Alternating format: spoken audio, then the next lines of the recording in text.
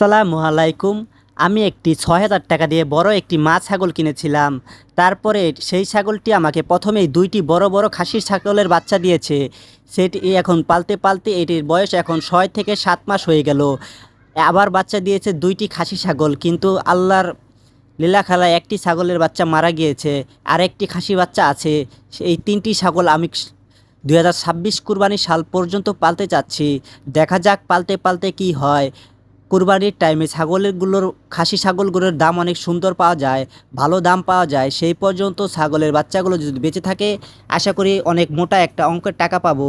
এই যে বড় একটা দেখতে পাচ্ছেন ছাগল পিছনেরটা, সেটাই হলো মা ছাগলটি। সেটি আমি ৬,০০০ টাকা দিয়ে কিনেছিলাম। আরও ১ বছর থেকে প্রায় ১.৫ বছর হয়ে গেছে। এই যে ২টি ছাগল দেখতে পাচ্ছেন, কালো আর একটি শিয়ালি কালার, সেই ২টি ছাগলই প্রথমে বাচ্চা দিয়েছিল।